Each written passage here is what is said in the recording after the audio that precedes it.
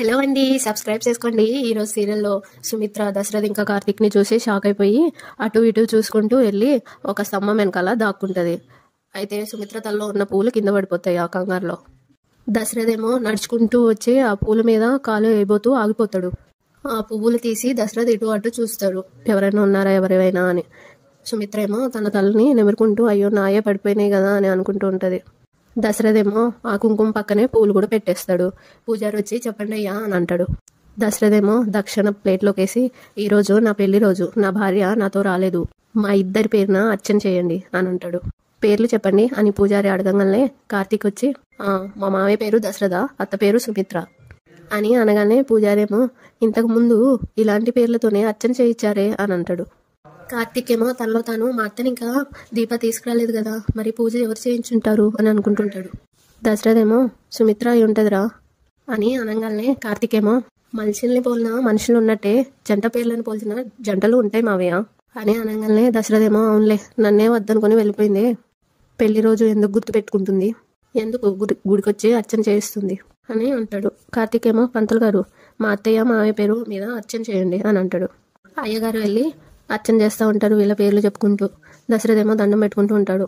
కార్తీక్ ఏమో అటు ఇటు చూసుకుంటూ దీప అత్తని త్వరగా తీసుకొస్తే బాగుండు అని అనుకుంటూ ఉంటాడు. సుమిత్ర ఏమో తనలో తాను మనిషినే వద్దనుకున్నప్పుడు ఈ మనిషి కోసం పూజలు ఎందుకు అర్చనలు ఎందుకు అని అనుకుంటూ ఉంటుంది. అయ్యగారు వచ్చి ఇద్దరిని ఆశీర్వదిస్తారు. కొంచెం కుంకుమ కార్తీక్ చేతిలో ఇస్తారు. కార్తీక్ ఏమో కుంకుమ పెట్టుకొని వాళ్ళ మావయ్యకి పెడతా ఉంటే అది కిందకు పోతుంది అనమాట. అయ్యో మావయ్య ఉండు అయ్యగారిని అడుగుతా అని అంటాడు. పంతులు గారు అని అనేలోపు అరే వద్దులేరా, ఇక్కడ ఎవరో పెట్టారు పెట్టుకుంటాలే అని చెప్పి సుమిత్ర పెట్టిన కుంకుమ తీసుకొని పెట్టుకుంటాడు. సుమిత్ర ఏమో బాధపడుకుంటూ వెళ్ళి ఆ పువ్వుల్ని చూడంగానే సంతోషించి తీసుకొని పెట్టుకుంటుంది.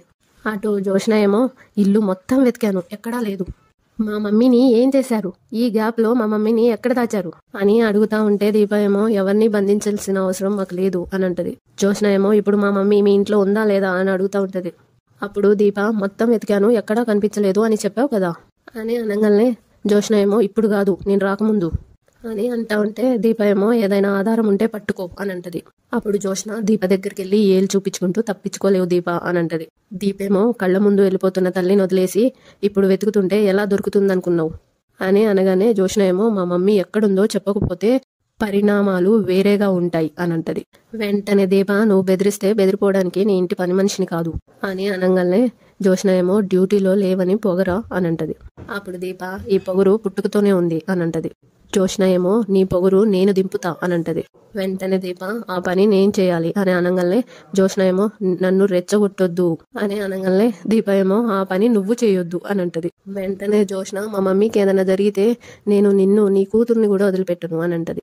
దీప ఏమో నువ్వు వార్నింగ్లు ఇస్తే భయపడతా అనుకుంటున్నావా అని అనగానే నాకు తిక్కరేగిందంటే ఎక్కడని చూడను ఎవరని కూడా చూడను, ఉతకడం మొదలు పెడితే బల్బు మొత్తం దిగిపోవాల్సిందే అని దీప అనగానే నా పొగరు కాదే నీ పొగరు దింపుతాను అని చేయలేపుతుంది జోష్న. వెంటనే కాంచన జోష్న అని అంటది.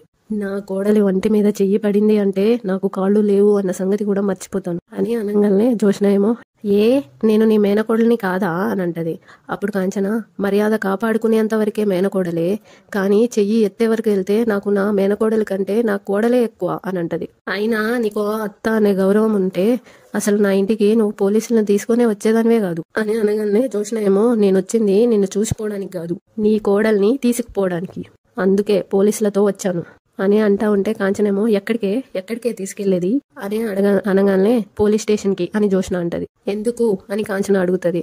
అప్పుడు జోష్న మా మమ్మీని దీప కిడ్నాప్ చేసింది, ఈ ఇంట్లోనే దాచింది, మేము వచ్చేలోపు మాయం చేసింది, అందుకు సాక్ష్యం సుమిత్రమ్మ అని నీతో అన్న మాటే, మనిషే లేని చోట మాట ఎక్కడి నుండి వస్తుంది, మాట వచ్చిందంటే మనిషి ఎక్కడుందో మీకు తెలిసినట్టే అని అంటా ఉంటే కాంచనేమో అంతా నీకు నచ్చినట్టు అనుకుంటే సరిపోతుందా దీప, నువ్వు కార్తీక్కి ఫోన్ చేయి, దీని దబాయింపేంటో నేను చూస్తాను అని అనగానే జోష్న ఏమో చేయమనత్త, నాకు కావాల్సింది కూడా అదే, నువ్వు చేయి దీప, చేసి బావని వెంటనే రమ్మను అని అనగానే దీప ఏమో కాల్ చేస్తుంది.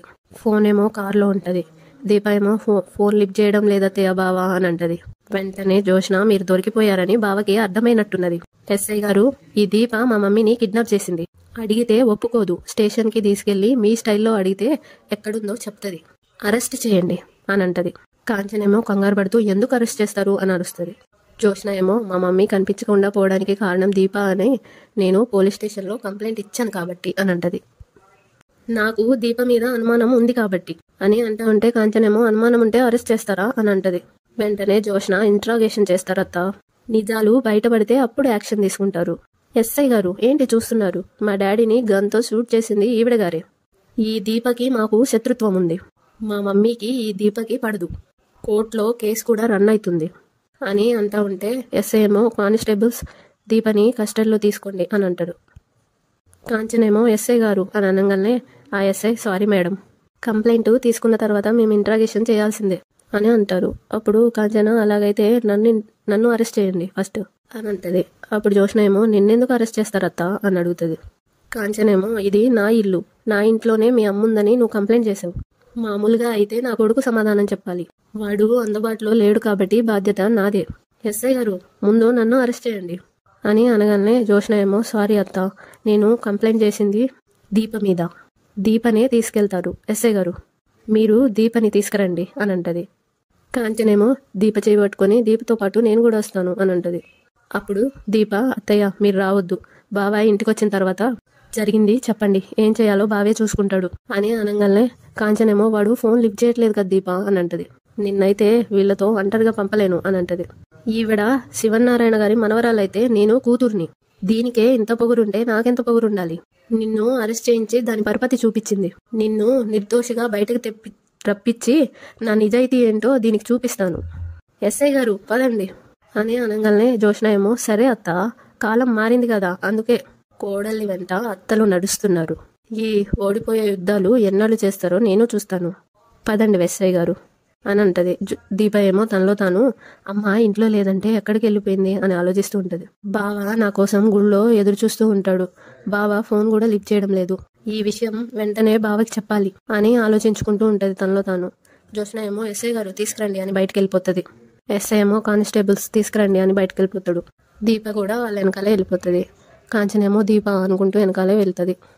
ఇటు స్వప్న బట్టలు మడతెడుతుంటే అక్కడికి కాశీ వస్తాడు రూమ్లోకి. దిల్ నా షర్ట్ ఐరన్ చేసావా అని అడుగుతుంది. చేశాను అని అంటది. నేను వెళ్ళి రెడీ అవుతాను, నువ్వు వెళ్ళి టిఫిన్ తీసుకురా, ఈ రోజు ఆఫీస్లో చాలా వర్క్ ఉంది అని అంటాడు.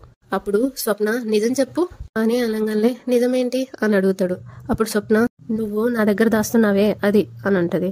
అప్పుడు కాశీ ఏమో తనలో తాను మావయ్య గారు చెప్పేశారా, చెప్పనని మాటిచ్చారే అని అనుకుంటూ ఉంటాడు. స్వప్న ఏమో నువ్వేం తప్పు చేసావు అని అడుగుతూ ఉంటుంది. కాశీ ఏమో తిల్లు అని అనగానే చెప్పు కాశీ నువ్వేం తప్పు చేసావు అని అడుగుతుంది.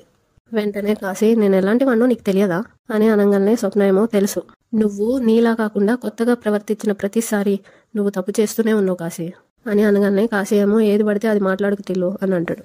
వెంటనే స్వప్న ఒకరోజు ఇంటి బయట ఒకతను నీ కాలర్ పట్టుకున్నాడు, అప్పుడు నువ్వేం చేసావని అడిగాను, కవర్ చేసావు, కానీ తర్వాత తెలిసింది నువ్వు అప్పు చేసి తీర్చలేకపోయావని, నిన్ను నీ ఫ్రెండ్ మోసం చేశాడని. తర్వాత ఒకసారి జ్యోత్స్నతో సీక్రెట్గా మాట్లాడావు ఫోన్లో, అప్పుడు అడిగాను ఏం జరుగుతుందా అని, చెప్పలేదు. అప్పుడేదో మా అన్నయ్య సేవ్ చేశాడు, ఇప్పుడు అనుమానం వచ్చింది, ఈసారి ఏం చేసావు అని అడగంగానే కాశీ ఏమో ఇప్పుడెందుకు అనుమానం వచ్చింది అని అంటాడు. వెంటనే స్వప్న నువ్వు మా నాన్న కాళ్ళు ఎందుకు పట్టుకున్నావు అని అడుగుతుంది. అటుగా వెళ్తూ చూశాను, మీరిద్దరూ ఏం మాట్లాడుకున్నారో తెలియదు కానీ చూస్తే నువ్వేదో తప్పు చేశావని అర్థమవుతుంది, ఆ నిజాన్ని ఇంట్లో చెప్పొద్దు అన్నట్టే అంటున్నావు అని ఉంటే కాశీ ఏమో షాక్ అయ్యి స్వప్నకి అనుమానం వచ్చేసింది అని తనలో తాను అనుకుంటుంటాడు. స్వప్న ఏమో ఎందుకు మా నాన్న కాళ్ళకు పట్టుకున్నావు అని అడుగుతా ఉంటే కాశీ ఏమో భలేదానివే దిల్లు, నిన్న జరిగిన మీటింగ్లో నాకు ఒక గ్రేట్ అప్లాజ్ వచ్చింది, అదే విషయం మావయ్య గారికి చెప్తే మెచ్చుకున్నారు, కొంచెం సెంటిమెంటల్గా ఫీల్ అయ్యి కాళ్ళకి నమస్కారం పెట్టాను, ఆయన దీవించారు అంతే అని అంటాడు. స్వప్న ఏమో మరి ఈ విషయం నాతో ఎందుకు చెప్పలేదు అని అడుగుతుంది. ఆయనతో కూడా అదే చెప్పాను, స్వప్నతో చెప్పొద్దు మావయ్య గారు, అంతా ఓకే అయితే నాకు ప్రమోషన్ వస్తుంది, అప్పుడు సర్ప్రైజ్ చేస్తాను అని అన్నాను అని అంటాడు. అప్పుడు స్వప్న అవునా, దీనికే ఇంత బిల్డప్ ఇచ్చావా, నేను ఇంకా ఏదో జరిగింది అనుకున్నాను అని అంటది. అప్పుడు కాశీ నువ్వు అంతే దిల్లు, నువ్వు చూసిందే నిజం అనుకుంటావు అని అంటాడు. స్వప్న ఏమో నువ్వు చెప్పకపోతే నాకు తెలియదు కదా అని అనగానే కాశీ ఏమో ఈ విషయం మావయ్య గారికి చెప్పుకో, నువ్వు నన్ను అనుమానిస్తున్నావు అని తెలిస్తే ఆయన ఫీల్ అవుతారు అని అంటాడు. అప్పుడు స్వప్న ఏమో అది నిజమే, నేను అడగలే, నేను వెళ్ళి టిఫిన్ తీసుకొస్తాను, నువ్వు రెడీ అవ్వు అని నవ్వుకుంటూ అని వెళ్ళిపోతుంది. మనసులో నేనే అనవసరంగా అనుమానించాను అని వెళ్తూ అనుకుంటుంది. ఇటు కాశీ ఏమో బాత్రూంలోకి వచ్చేసి, సారీ టిల్లు, నేను తప్పు చేశాను, అది నీకు తెలిసే లోపల వెంటనే జాబ్ ఎత్తుక్కోవాలి అని అనుకుంటూ ఉంటాడు. ఇటు కార్తీక్ ఇంకా దశరథ గుడి బయట మెట్ల మీద కూర్చొని ఉంటారు. దశరథ అలా చూస్తూ ఉంటాడు. కార్తీక్ ఏమో మావయ్య అని పిలుస్తాడు. దశరథ ఏంట్రా అని అనగానే, ఈ గుడి నీకు చాలా సెంటిమెంట్ అనుకుంటా అని అనగానే దశరథ ఏమో, మీ అత్తయ్యకి నాకు పెళ్ళైన కాడి నుంచి ప్రతి సంవత్సరం మా పెళ్లి రోజున ఈ గుడికి వస్తూ ఉంటాం. తను ఎక్కడున్నా ఈరోజు మా పెళ్లి రోజని మేమిద్దరం కలిసి గుడికొచ్చి ఇలా అర్చన చేయించుకుంటామని తనకి గుర్తుండే ఉంటుంది అని అంటూ ఉంటే సుమిత్రవేమో అక్కడికి వచ్చి వింటూ ఉంటుంది చాటుగా. కనీసం ఈ ఆలోచన అన్నా తనని గుడికి తీసుకొస్తుందేమో అనే ఆశతో నేను వచ్చానురా అని అనగానే కార్తీక్ ఏమో, అత్త కూడా వస్తుందిలే మావయ్య అని అంటాడు. సుమిత్ర షాక్ అవుతుంది. దశరథ్ ఏమో, వస్తుందా అని అడుగుతాడు. నీకెలా తెలుసు అని అడుగుతాడు. కార్తీక్ ఏమో తనలో తాను దీపని తీసుకురామని చెప్పింది నేనే కదా అని అనుకుంటూ ఉంటాడు. సుమిత్ర ఏమో, నన్ను కార్తీక్ చూశాడా ఏంటి అని అనుకుంటూ ఉంటది. దశరథ్ ఏమో, రే నిన్నే రా అడిగేది అని అడుగుతా ఉంటాడు. వెంటనే కార్తీక్, అంటే మావయ్య నువ్వే అన్నావు కదా మేము ప్రతి సంవత్సరం వచ్చేవాళ్ళమని, నీ మీద ప్రేమతో అయినా అత్తొస్తుంది అని అనగానే దశరథ్ ఏమో, అంత ప్రేమ ఉంటే వదిలి వెళ్లేది కాదురా అని అనగానే కార్తీక్ ఏమో, తప్పు అత్తది మాత్రమేనా అని అంటాడు. అప్పుడు దశరథ, నీకు మూర్ఖత్వం అంటే ఏంటో తెలుసా అని అనగానే కార్తీక్ ఏమో, చేసేది తప్పని తెలిసినా చేయడం అని అంటాడు. అప్పుడు దశరథ, కాదురా, మూర్ఖత్వం అంటే తప్పు చేసిన వాళ్ళని క్షమించే అవకాశం ఉన్నా కూడా సైలెంట్గా ఉండి శిక్షించడం. అసలు తప్పును క్షమిస్తేనే కదరా మనిషి అంటే.